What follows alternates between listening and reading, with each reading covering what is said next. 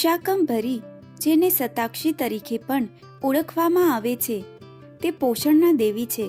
તેમને મહાદેવીનો અવતાર માનવામાં આવે છે અને હિન્દુ ધર્મમાં તેમને દુર્ગા સાથે ઓળખવામાં આવે છે. દુર્ગામાં સૂરે પૃથ્વીને દુષ્કાળ અને અછતમાં ડૂબાડવાનો પ્રયાસ કર્યો. પૃથ્વીએ સદીઓથી દુઃખ અને અત્યાચાર સહન કર્યા, પરંતુ જ્યારે અસુરોએ ઋષિઓને વેદ ભૂલાવી નાખ્યા, પછી ઋષિઓએ આખરે દેવી પાર્વતીનું સ્મરણ કર્યું. આ સ્મરણ પછી દેવી ઘેરા વાદળી સ્વરૂપમાં જગતમાં પ્રગટ થઈ અને તેમને પોતાની 100 આંખો ઋષિઓ પર નાખી. ત્યારબાદ ઋષિઓએ જ્યારે ઈશ્વરીની સ્તુતિ કરી અને તેમનું ગાન કર્યું, ત્યારે 4 હાથવાળી દેવી કમળ, બાણ, એક મહાન ધનુષ્ય અને શાકભાજી, ફળો, ફૂલ અને મૂળ લઈને પ્રકટ થઈ. દેવી ભાગવત પુરાણ અનુસાર લોકોના દુઃખ જોઈને તેણીએ પોતાની આંખોમાંથી સતત આંસુ વહેડાવ્યા. આ આંસુઓથી નદીઓ વહેતી થઈ અને દવાઓ અર્પણ થતી ગઈ.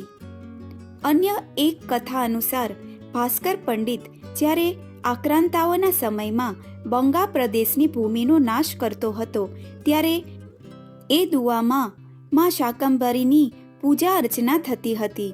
જ્યારે તે ગામ પર આક્રમણ થયું ત્યારે પૂજારી માતાજીની મૂર્તિ લઈને ભાગી ગયો. આ મૂર્તિ લઈને તે માજીગ્રામ આવી ગયો, પણ છુપાવવાની જગ્યા ન મળતા તેણે તળાવના પાણીની નીચે છુપાવી દીધી. વર્ષો સુધી માતાજીનું મંદિર ન બની શક્યું, પરંતુ એકવાર બાગડી નાતના માછીમારે તળાવમાંથી પથ્થર મેળવ્યો અને તેને કિનારા પર મૂક્યો.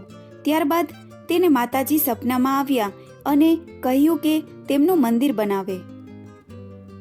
ઉત્તર પ્રદેશના સહારનપુરમાં દેવીનું મુખ્ય મંદિર છે.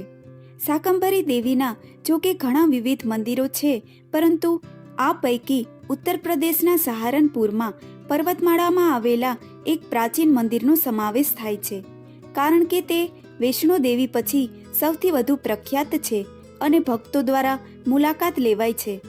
આ ઉપરાંત રાજસ્થાનમાં સંભાર લેક ટાઉન તળાવ નજીક એક બીજું મુખ્ય મંદિર આવેલું છે. વૈષ્ણો દેવીની શરૂઆત પછી નવરાત્રિમાં 9 દેવતાઓમાં શાકંભરીને 9મા ક્રમે પૂજવામાં આવે છે.